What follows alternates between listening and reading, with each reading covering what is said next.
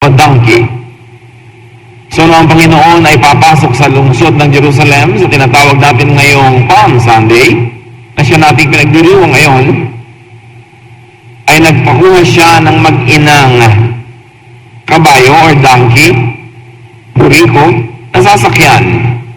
Hindi niya pinaghiwalay ang mag-ina, bagamat isa lang siyempre ang sinakyan niya sa dalawang yun. Sinasabi ng propeta na natupad sa pamamagitan ng ginawa na yun ni Jesus ang prophecy.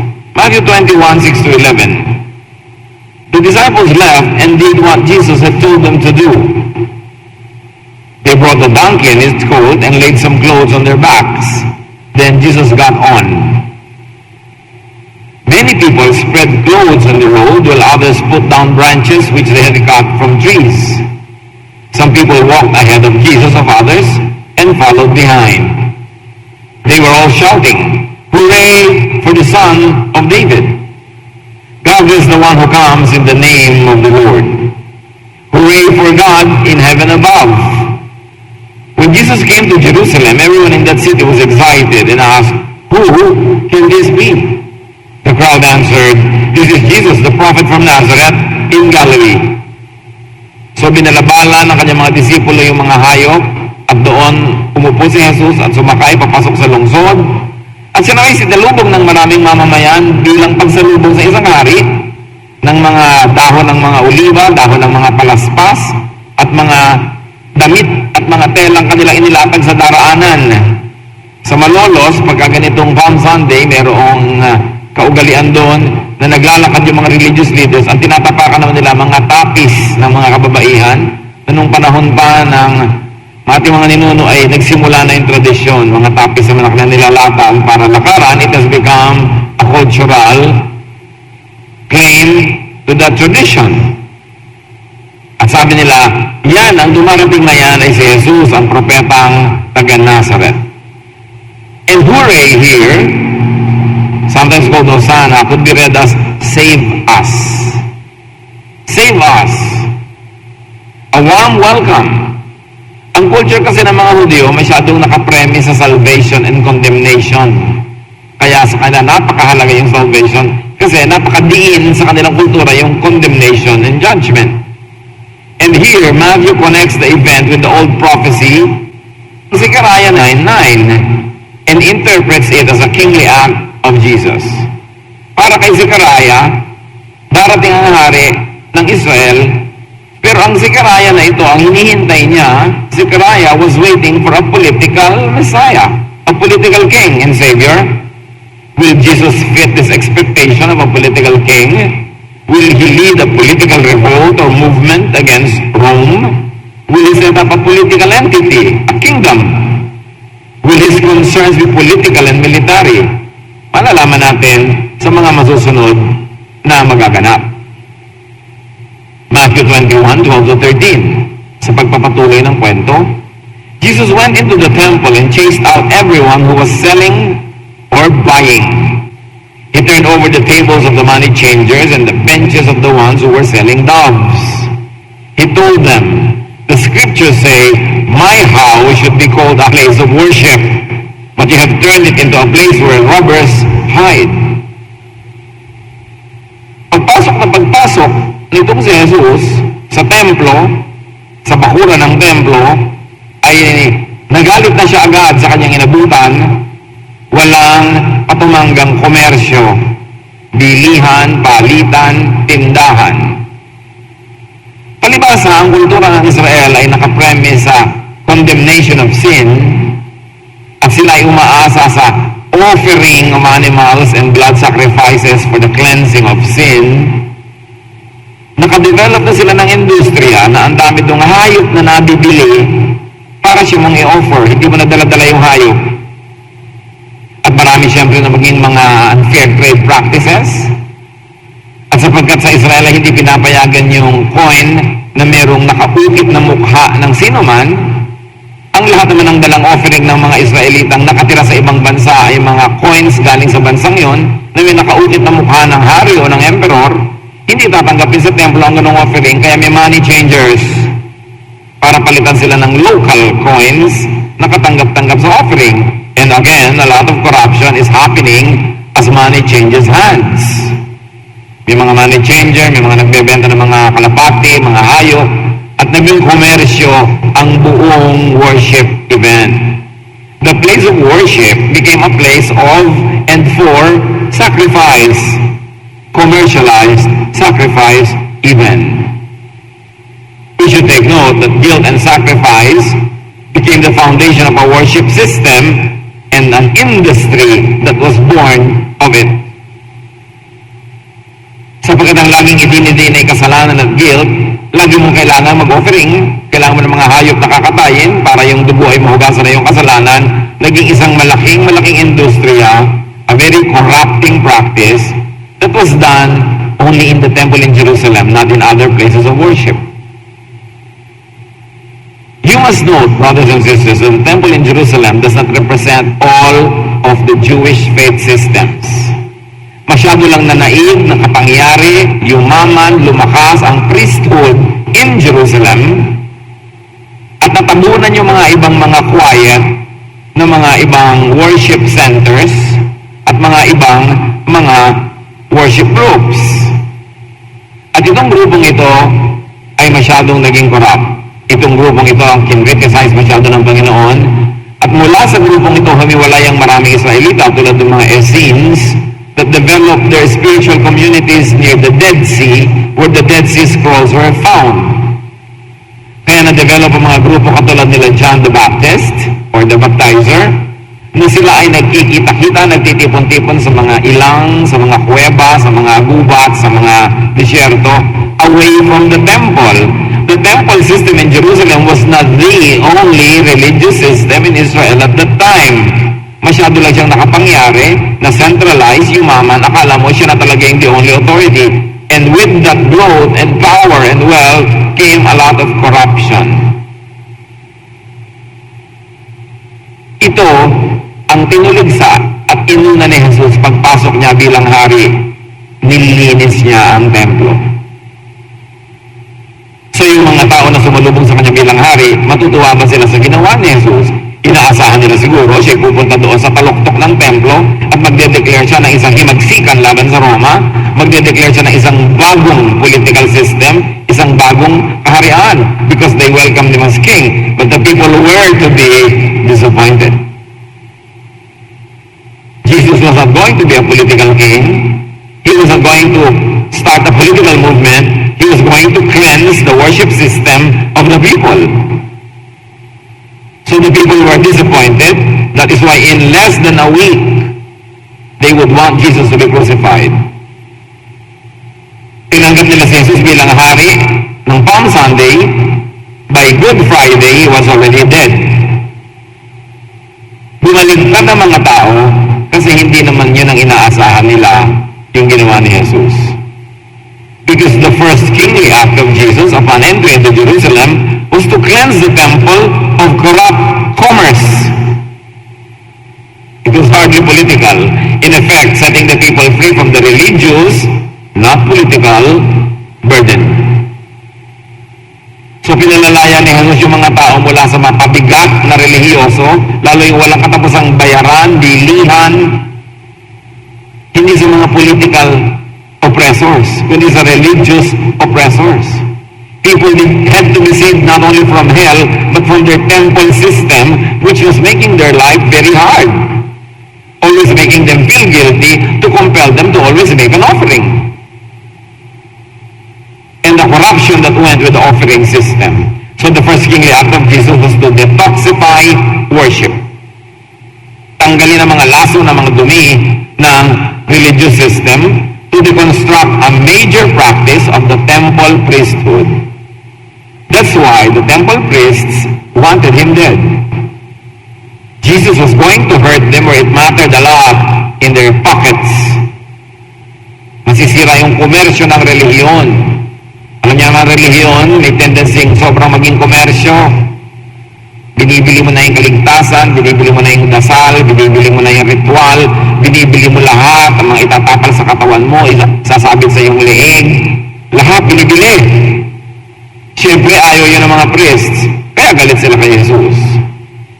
We should note that the Jerusalem or the temple-based worship system had become so corrupted. Hindi ang lahat ng pananampalataya sa Israel ay na-corrupt, pero yung nasa Jerusalem, sobrang corrupted. Note the reaction of the Essenes by the Dead Sea, as we have mentioned, and even John the Baptizer. At matapos ang Christianity ay naging established religion, naging spoiled uli ang church, naging corrupt uli ang church, sumobrang mukhang pera ang church, kaya nagkaroon din ng reaction ng mga ibang Christians, yung mga ascetics, yung mga nagkulong sa mga sarili nila sa mga monasteryo, sa mga kumbentong hindi sila lumalabas, reaction nila yon sa luho at kalaswaan ng reliyon.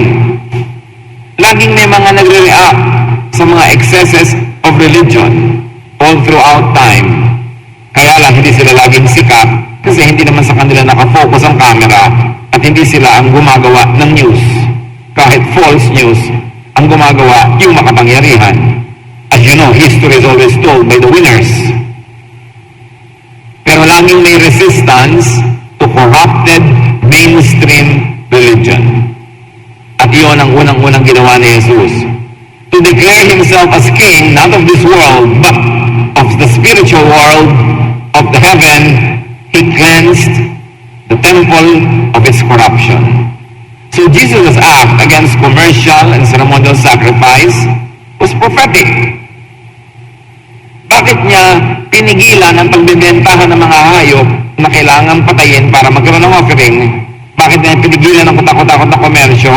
Because he came to be the sacrificial lamb. Hindi na kailangan bumili ng mga hayop na kakatayin kasi hindi na kailangan magkatayan at all.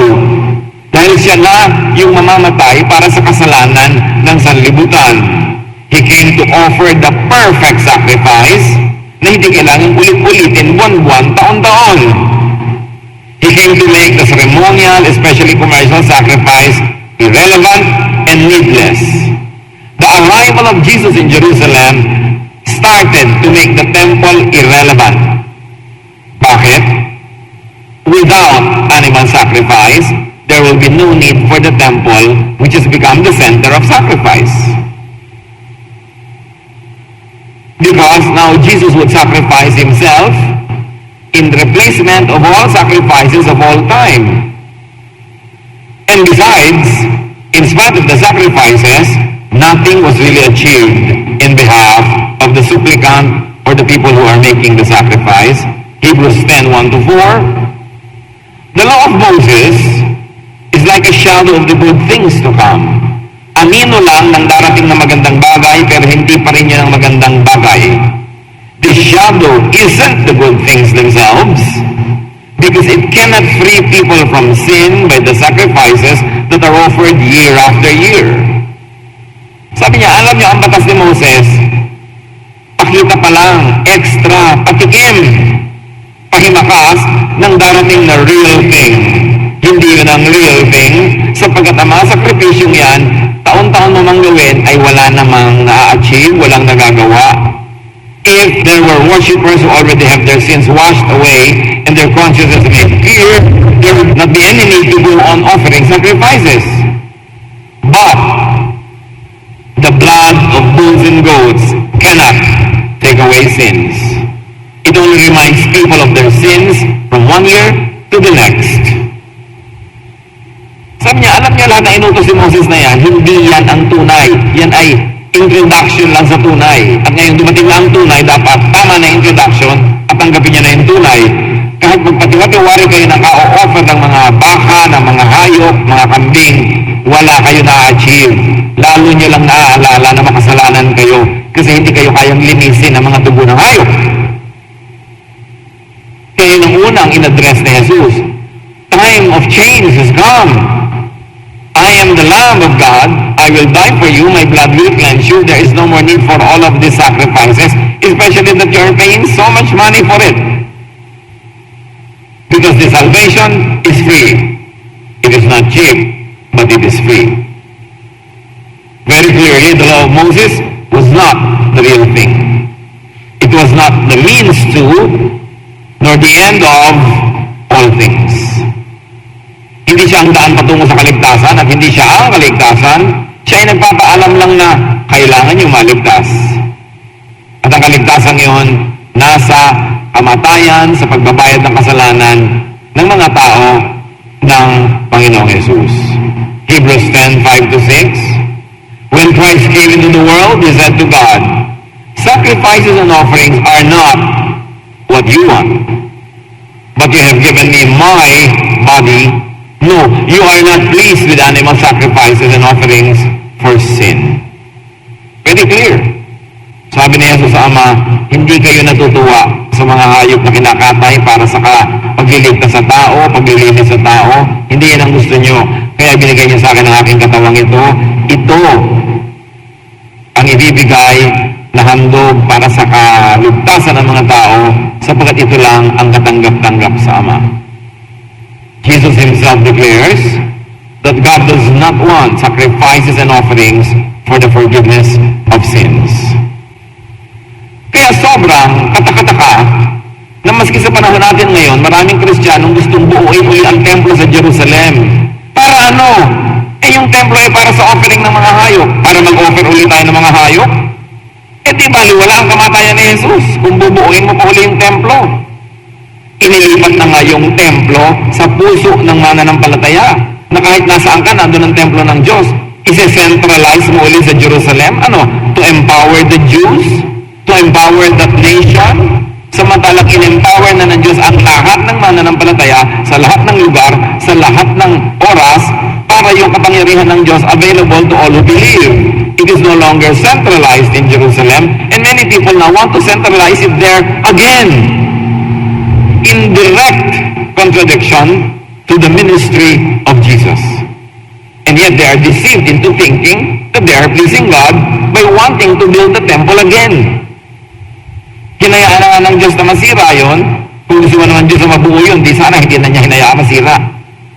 Bubuuin mo na naman para kontrahin mo ang kalooban ng Diyos. Hindi na kailangan ng sacrifices, therefore hindi na kailangan ng templo sa Jerusalem. Ganun ka simple. The temple of God is moved into the hearts of believers. You carry the temple of God with you wherever you go. That is very empowering to believers, not only to a certain sect, a certain group, a certain race. Hebrews 10:7-10. Then Christ said, "And so, my God, I have come to do what you want, as the scriptures say. The law teaches that offerings and sacrifices must be made because of sin. But why did Christ mention these things and say that God did not want them?" So nakikita niyo yung discussion ng Hebrews? Sabi ng law ni Moses, kailangan niya mga yan. Pero bakit sabi ni Jesus na hindi kailangan? So alin talaga? Bakit para magkaiba? Verse 9, well, it is to do away with offerings and sacrifices and to replace them. That is what He meant by saying to God, "I have come to do what you want." So we are made holy because of Christ. Because Christ obeyed God and offered Himself once for all.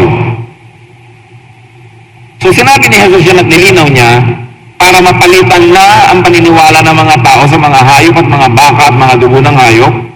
At ang dugo niya at ang kanyang katawan, ang kanyang inialay bilang kabayaran sa kasalanan ng lahat, minsan lang niyang ginawa para sa lahat.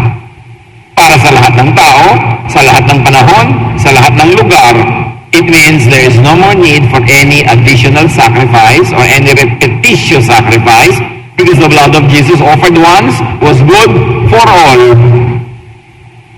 And yet, may mga religious practices pa rin ngayon ng mga taong Christians ang tawag nila sa sarili nila, offering Jesus on the altar every week. Every time that they have a religious celebration, they are offering Jesus again as a sacrifice for the payment of sin, although they claim it to be a bloodless sacrifice. What's the use of repeating when the death of Jesus was good once for all? Para ulit-ulitin yan, ay parang minabaliwala mo at nililiitan mo ang halaga nung napakahalagang sakripisyo ni Jesus. Minsan lang para sa lahat. Offerings and sacrifices for the forgiveness of sins, according to the law of Moses, was not what God wanted. In other words, hindi naman talaga yun ang kalooban ng Diyos. Bakit nila na-develop yung sobrang tradition na yon? Ewan, kaya ipinadala si Jesus para ituwid yun. Para itama. At para pigilan na ang mga sakripisyo. Pero ngayon, ang dami pa rin sakripisyo. May mga naghihiwa ng sarili, naglalaslas ng likod, dinahampas na mga kung anong mga tinik, naglalakad sa mga matitinik na lugar, nakayapak. May mga gumagapang pa nga ngayon sa kalsada, gumagapang sa kalye. Parang binabaliwala yung katawan ng tao na mahalaga sa Diyos. Bakit ginagawa yun? Para magbayad ng kasalanan? No need! Kasi binayaran ni Jesus once for all. The observance of Lent, the observance of what we call the Holy Week, should be a time of appreciation for what Jesus did, not a time to repeat and copy what He did. Dapat sa Semana Santa, nagpapasalamat lang tayo at nagdiriwang dahil sa ginawa ni Jesus. Pero di natin kailangang kopyahin ang ginawa niya. Kasi kung kokopyahin mo, tuloy-tuloy ka nang mamatay ng buong buo. Magpapapako ka ng krus, bubunutin mo rin after 5 minutes. Hindi man binunot yung kay Jesus after 5 minutes namatay nga siya di mamatay ka rin para kompleto. At pagkatapos mabuhay ka muli after the 3rd day. Ngayon, kung hindi mo kayang gawin yun, huwag mo na lang simulan. Magpasalamat ka na lang na ginawa niya ni Jesus para sa'yo. Kaya yung mga iba OA, meron pang mga ibang mga bayan-bayan, lugar-lugar. Ipinagbabawal ng mga religious groups doon, ang mga kasiyahan, ang mga music festival. Pagka hindi pa Resurrection Sunday, bawal sa Biyernes Santo, bawal sa Sabado de Gloria, kasi daw, patayan Diyos. Ha? Minsan lang namatay si Jesus, hindi siya namamatay taon-taon. Kaya hindi mo kailangan magluksa kahit Biyernes Santo, hindi mo kailangan magluksa dahil Sabado de Gloria. Lagi kang magdiwang. Pero inaalala mo lang yung nangyari. At ang pag-aalala dapat ay pagpapasalamat, pagdiriwang, hindi pagluluksa. Tapos na ang pagluluksa, pagdiriwang na, kahit pa nga Biyernes Santo. Pero syempre naman, bilang paggalang sa mga ibang gusto magluksa, huwag kang masyadong maingay siguro, huwag kang masyadong loud, pero hindi ka dapat bawalan nila kung gusto mo magdiwang, kasi pagdiriwang talaga ang message niyan. Tapos na ang sacrifice, it was good once for all. To commemorate it, to remember it, doesn't mean to repeat it. At dapat malinaw yun. Hindi kailangan ulit-ulitin ang sacrifice. Hebrews 10:11, the priests do their work each day, and they give on offering sacrifices that cannot take away sins. Yan daw ang ginagawa ng mga priests. They keep repeating the same sacrifice that cannot take away sin. Di sayang, religious sacrifices are for nothing. Tulad din ng maraming tao ngayon, Diyos ko, hindi po ako kakain ng masarap ng 5 Biyernes para dinggin yung aking panalangin. Hindi mo kailangan ng sacrifice na yon kasi mahal ka ng Diyos. Hindi mo kailangan suhulan ng Diyos para pakinggan ng iyong prayer. Pwede kang, Lord, bigyan niyo po ako ng kagalingan sa aking sakit habang nag-e-enjoy ako sa kinakain ko. Hindi masama yun kasi hindi masama ang ugali ng Diyos. Hindi niya susuming dadasal-dasal ka tapos nag-e-enjoy ka. Dapat nagdusa ka para makinig ako sa dasal mo. Anong klaseng Diyos yun? At yun ang Diyos na yung pinapakilala sa atin ng marami. Diyos na malupit, Diyos na kailangan suhulan, Diyos na kailangan magdusa ka bago ka pakinggan. Hindi ka na ng Diyos na ipinakilala ni Jesus. Kaya dapat ang tunay na mananampalataya, lumaya na sa ganito mga tali, kadena, mga kulungan ng isip. Rejoice, be thankful. At kung gusto mo talagang magsakripisyo para sa kasiyahan ng Diyos, yung pera mo, bawasan mo, ibigay mo sa ibang nangangailangan. Yung masarap mong pagkain, bawasan mo, ibigay mo sa nagugutom. Magpasaya ka sa iba, magpagaling ka ng iba. Yun ang magandang sakripisyo. Mayroong napapala ang iba. Hindi yung sakripisyo nasasaktan lang ang iyong katawan, walang napapala ang iba, at lalong walang napapala ang Diyos. Sacrifice, if what you sacrifice would be useful to others, then that's good. But to hurt yourself only on the premise that God will listen to you better if you are hurting or bleeding, maling-maling naman ang pagkakakilala natin sa Diyos pag ganon. Nakaka-insulto para sa Diyos. Hebrews 10:12-14. But Christ offered Himself as a sacrifice that is good forever. Now He is sitting at God's right side, and He will stay there until His enemies are put under His power. By His one sacrifice, He has forever set free from sin the people He brings to God. Sa isang pagbabayad ni Jesus, bayad na ang lahat. Lahat ng tao, lahat ng kasalanan, lahat ng panahon. Kaya yung mga taong naniwala na kay Jesus, nagpaligtas na, sasabihin, pag deliver na po ako at nagkasala uli ako, babalik ba ako sa hell? Di ba bayad na nga lahat? Alam mo ba ang ibig sabihin ng lahat? Pati hindi mo pa nagagawa, bayad na. Hindi ibig sabihin na lisensya mo yun para magwala sa buhay, pero lisensya mo yun para magdiwang, na kung dumarating ang mga panahon, ikay naging marupok, nagkamali, nadapa, mahal ka pa rin ang Diyos at ligtas ka pa rin. Christianity is divided between this big issue of losing or eternal salvation. Pero malinaw, bayad na ang lahat. Wala namang nakalagay sa parenthesis na puwera yung gagawin mo matapos kang maniwala kay Jesus. Walang sinabi. At pag sinabing, my peace I give to you, ibig sabihin, ano man ang mangyari, anak ka na ng Diyos, doon ka palang mapapanatag. Pero kung natatanggal yung salvation mo, pag nagkulang ka, hindi ka na naman saved, paano ka mapapanatag nun? Di, lagi kang worried, lagi kang takot. Eh sabi nga ni Jesus, my peace I give to you. Manahimik ka. Ang pag-ibig ko, ang ibinayad ko, sapat sa iyo. Sa lahat. Doon ka matatahimik. At doon mo maibig sabihin, malalaman na ibig sabihin, you are free in Jesus. Free from fear. Free from guilt. Though you don't deserve it, but the blood of Jesus is more than sufficient for you to have it. Jesus earned it for you. That is why you have a Savior. At yun ang dapat malinaw pag tayo nagsiselebrate ng Lenten season. Jesus' one sacrifice is good for all people He brings to God at all times. Hebrews 10:15-17. The Holy Spirit also speaks of this by telling us that the Lord said, when the time comes, I will make an agreement with them. I will write my laws on their minds and hearts. Then I will forget about their sins and no longer remember their evil deeds. Nauunawa ba natin ito? Sabi niya, darating ang panahon, ang batas ay hindi na nakasulat sa bato, sa papel, isusulat ko sa puso nila. Ibig sabihin, naturally, automatically, they will obey it. Pero sabi niya, darating ang panahon na yon. At alam natin hanggang ngayon, hindi pa yung kompleto kasi hindi pa natin na-internalize at hindi pa tayo automatic na laging sumusunod. At sabi ni Jesus, pagdating ng panahon na yon, lilimutin ko ang lahat ng kanilang kasalanan. Di ko nagugunitain pa. Di ko na aalalahanin at lalong di ko na isusumbat pa sa kanila ang kanilang mga pagkukulang. Yun ang nakalaan para sa mga believers. Well, it is not yet fully operational now. Rejoice that it will become fully operational and begin to enjoy it now in advance. Dahil yun ang nakatakda sa mga mananampalataya. God's law will be written in the hearts of believers, which means it will be internalized by the believers. It will become their second nature.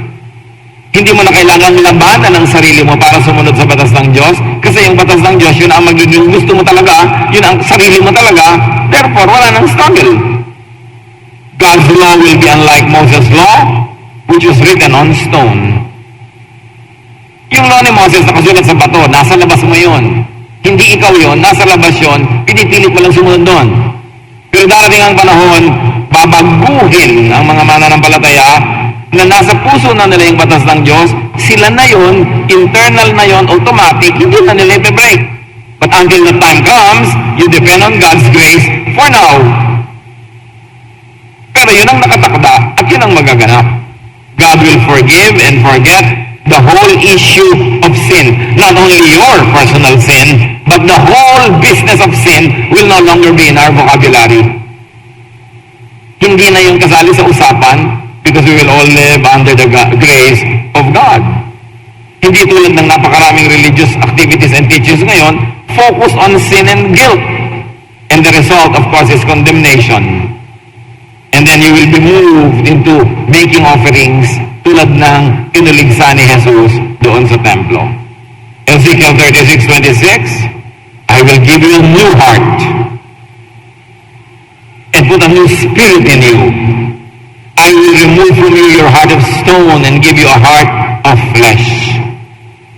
Manggaganap. Kung tayo man ngayon ay minsan heart of stone, heart of flesh, dahil nandito pa tayo sa flesh, although nasa spirit na rin tayo, darating ang panahong mawawala na yung body. The body will return to the ground, the spirit will return to God, and that's when we have the flesh for the heart. And that is when we will have a new spirit. There will be no more struggle. Until the time happens fully, you enjoy its idea now. You begin to enjoy it in advance and depend on God's grace and forget the issue of guilt and condemnation because Jesus died for you once for all. Kasi sinasabing by grace, undeserved. The kingdom of the King will not be the temple in Jerusalem. It will not be Jerusalem. It will not be Israel, but the heart of the believer. Yung sinasabing new heaven, new earth, new Jerusalem, yun yung temple of the believer in her or his heart. It's not a physical place. It's not a geographical place.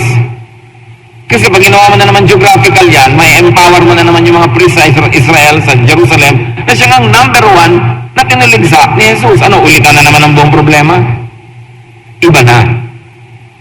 Neither shall they say, lo here or lo there, for behold, the kingdom of God is within you. Yun na ang magaganap. Nasa puso mo na, bitbit mo, dala mo, ikaw ang kingdom of God. Forgiven, renewed, made and considered gain because of Jesus. Hebrews 10:18, when sins are forgiven, there is no more need to offer sacrifices. Sacrifice for the forgiveness of sin has become irrelevant because of Jesus. We now sacrifice if the sacrifice has a practical value or a practical result. So nagsasakripisyo kang manahimik kung ang pagdadaldal mo ay makakasakit sa iba. Nagbibigay ka ng offering hindi para bilhin ang iyong kaligtasan, kundi dahil nakakabili ng mga gamit para ituro ang kaligtasan sa iba. Yun ang mga sacrifice na may saysay. Yung nag-sacrifice ka pero may naging bunga sa ikabubuti ng iba. Pero yung sacrifice para lang patawarin ka sa iyong kasalanan, binayaran na yun ni Jesus. Now, back to the story in Matthew. Side comment pa lang yung kanina. Matthew 21:14. Remember, ang storya natin, pumasok siya sa temple, ha? Pinalayas niya yung mga nagkokomersyo, kinaob niya yung mga mesa. Blind and lame people came to Jesus in the temple, and He healed them. The first act of Jesus the King was to clean the temple, to cleanse worship. And act number 2, the next kingly act of Jesus was to heal, to comfort people. Ang ganda ng symbolism. Why? Kasi kahit ilang hayop ang patayin nila doon, hindi naman nako-comfort yung mga tao. Kahit gano'n sila karelihiyoso, yung mga may sakit pa rin. Yung nagdurusa pa rin. Yung mahirap ang loob, nahihirapan pa rin. Wala silang napapala kahit ang dami nilang relihiyon. Kaya matapos nilinis si Jesus ang templo, ginawa niya ang susunod na mahalaga. Parang sinasabi niya, ang totoo niyan, dapat ang nangyayari dito sa templo, healing. Hindi commerce. People should come to God. People should be ministered to by the church. And the effect should be that they are comforted. Gumagaan ang kanilang karamdaman, kung yan man ay physical. Gumagaan ang karamdaman na bigat ng kanilang loob. Nakakahinga sila ng maluwag. Nakakatanggap sila ng pag-ibig, pagmamahal, pagpapahalaga. Yan ang dapat nangyayari sa religion. Hindi ko takot-takot na ritual ng sakripisyo. Ang ending, feeling empty ka pa rin, feeling alone, rejected, and guilty. Matthew 21:15. But the chief priests and the teachers of the law of Moses were angry when they saw his miracles and heard the children shouting praises to the Son of David. Imbes matuwa yung mga priests na dahil maraming gumaling, nagalit kasi hindi sila yung nagpagaling, hindi sila ang bida. The Jewish religious leaders were jealous, angry, and they felt threatened. Sabi lang, mahirap ito ha, nasasapawan tayo, nadadaig tayo, baka mawalan tayo ng follower, mawalan tayo ng income. Jesus would make them irrelevant. Sila yung political. Jesus was not. Matthew 21:16. The man said to Jesus, "Don't you hear what those children are saying?" "Yes, I do," Jesus answered. "Don't you know that the scriptures say, children and infants will sing praises?" And Jesus was quoting Psalm 8:2. Matthew 21:17. Then Jesus left the city and went out to the village of Bethany, where he spent the night. Yun ang king. Pagpasok niya sa Kapitolyo, matapos siya maglingkod,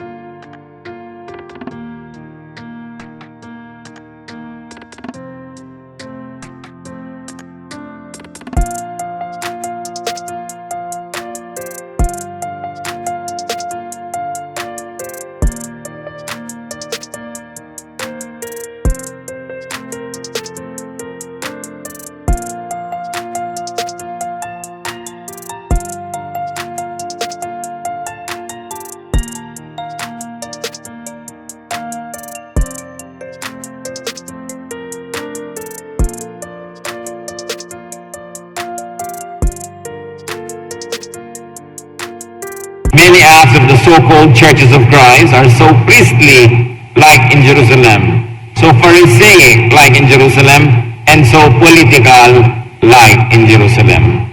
Some things never change. Dapat ang mga mulat, matatalino, nag-iisip na Kristiyano ang bumago sa ganong paraan. Hindi si Jesus pumunta sa lupa para magtayo ng organisasyon na makikialam sa mga pamahalaan, magpapaandar ng mga bansa at mga imperyo. Ito ay dapat isang kilusan ng mga espiritual na maglilinis sa pananampalataya at magpapaginhawa sa pagdurusa ng mga tao. Yun ang ministry ni Jesus. The kingdom of God, of Jesus, is not organizational. Wala naman tinayo si Jesus na organisasyon. It was not political and definitely not militant. John 18:36, Jesus said, "My kingdom is not of this world. If I were, my servants would fight to prevent my arrest by the Jewish leaders. But now my kingdom is from another place." So the kingdom of Jesus is not in agreement with the Jerusalem temple practice and leadership. Very clear yun. Tapos yung temple na yun, ang gusto i-restore ngayon ng maraming nabubulagang Kristiyano. They romanticize Israel too much. They romanticize Jerusalem too much.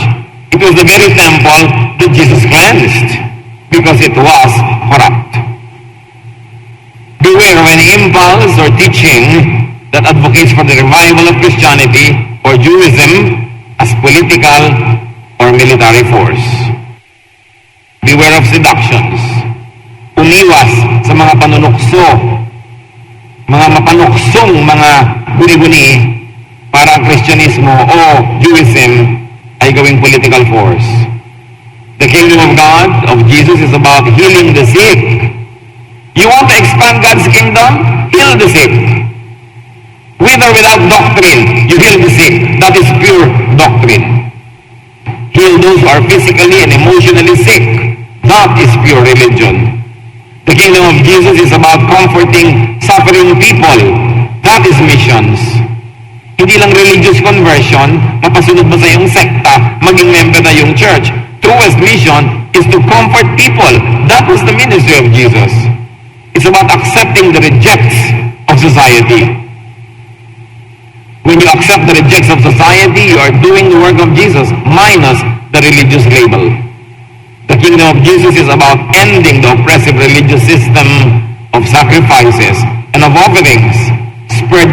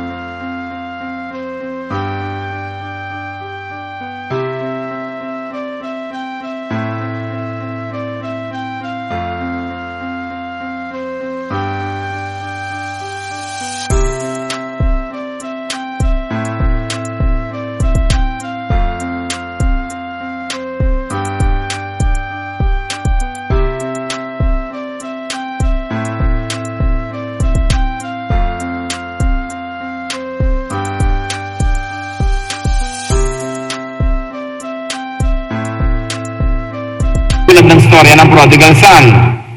Anak siya ng kanyang tatay, siya ay naglayas, nagwala, nagwaldas, pero hindi naging sapat yon para hindi na siya maging anak.